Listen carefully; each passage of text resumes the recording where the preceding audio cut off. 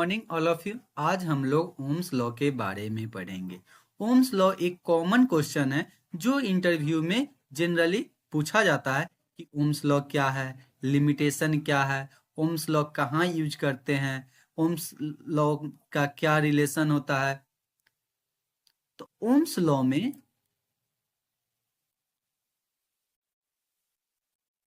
Generally तीन quantities, voltage, current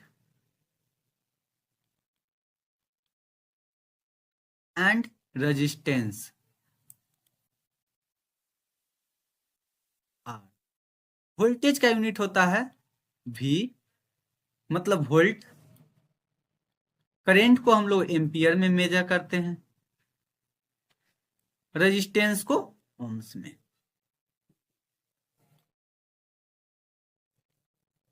German वैज्ञानिक थे जॉर्ज सीमेंस ओम्स ने, जो वोल्टेज, करेंट और रेजिस्टेंस के बीच के रिलेशन को बताए, जिसे हम लोग ओम्स लॉ के नाम से जानते हैं। ओम्स लॉ क्या कहता है कि कोई एक सर्किट है जिसमें लोड कनेक्टेड है आर, मतलब कोई लोड है आर, इसमें हम लोग वोल्टेज सप्लाई देते हैं तो इसमें आई फ्लो होता है। तो ओम्स लॉ के अकॉर्डिंग क्या होता है, भी जो होता है डायरेक्टली प्रोपोर्शनल होता है आई। क्या होता है, भी जो होगा डायरेक्टली प्रोपोर्शनल होगा आई। मतलब इसका मतलब यह है कि कोई सर्किट है, जब उसमें हम लोग वोल्टेज कनेक्ट करते हैं तो उस सर्किट में जो करंट फ्लो होगा, उस सर्किट में जो करंट फ्लो होगा वह डायरेक्टली प्रोपोर्शनल होगा वोल्टेज को। और इसमें हम दूसरे तरह से भी बोलते हैं कि I directly proportional to V. But दोनों में ना थोड़ा सा कॉमन डिफरेंस है। इसको समझने के लिए हम लोग को ग्राफ का यूज करना पड़ेगा। दोनों का कांस्टेंट अलग अलग हो जाता है। इसमें कांस्टेंट होता है v equal to I R, और इसमें जो कांस्टेंट होता है v is by 1/r, sorry, I बराबर हो जाएगा बाई आर। अब तुम लोग क्वेश्चन कर सकते हो कि इसमें आर और इसमें 1/r क्यों लिए। तो इसको हम लोग एक ग्राफ से समझेंगे। इससे समझेंगे ग्राफ से। जैसे यह ग्राफ है, इसमें ये स्लोप है। किसका ग्राफ है, v और i के बीच में, v और i के बीच में। तो v जो है y अक्ष पे है, y बराबर क्या है v। x अक्ष पे क्या है i, x बराबर i। तो हम लोग स्लोप का फॉर्मूला क्या जानते हैं, ये जो स्लोप होता है तो y बराबर होता है mx प्लस सी, mx प्लस सी। c मेरा क्या है, कांस्टेंट है, तो ये क्या हो जाता है 0। और m जो है इसे हम लोग स्लोप बोलते हैं। क्या बोलते हैं, स्लोप। तो यही स्लोप हम लोग को निकालना है। तो m बराबर क्या हो जाएगा, m बराबर हो जाएगा y बाई एक्स। y बराबर क्या है v, और x बराबर क्या है i। तो यहां पे कांस्टेंट क्या है r, क्या है कांस्टेंट r है। जब हम लोग i और v में ग्राफ देखते हैं, क्या देखते हैं i और v में, इसका मतलब है, देखो इसका मतलब है v directly proportional to i, जिसमें r कांस्टेंट होता है। प्रूफ कर लिए।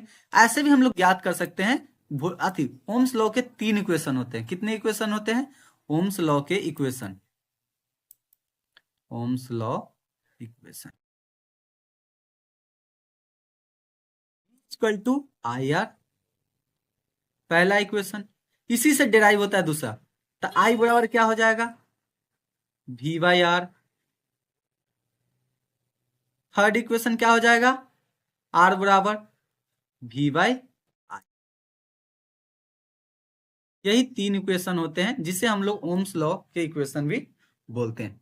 अब इसमें हम लोग देखते हैं I directly proportional to v, तो इसका स्लोप क्या होगा। इसमें देखो आई जो होता है, यदि आई को इंक्रीज करेंगे तो वोल्टेज भी इंक्रीज करेगा। तो इसमें भी सेम, तो m बराबर अभी जस्ट देखे थे y बाई एक्स। y के टर्म में क्या है i, और x के जगह पे क्या है v। तो यहां पे क्या होगा यही पता करना। तो इसको सोचो i बाई v है, तो v बाई, देखो v बाई आई को हम लोग r बोलते हैं, तो i बाई v को हम लोग क्या बोलेंगे 1 बाई आर। क्योंकि जब इसको पलटेंगे तो क्या हो जाएगा v बाई आई, इसको भी पलटेंगे तो क्या हो जाएगा r। यानी हम लोग समझ गए कि दोनों का कांस्टेंट अलग अलग होता है। या तो हम i directly proportional to v बोले या v directly proportional to i बोले। अब ओम्स लॉ क्या होता है?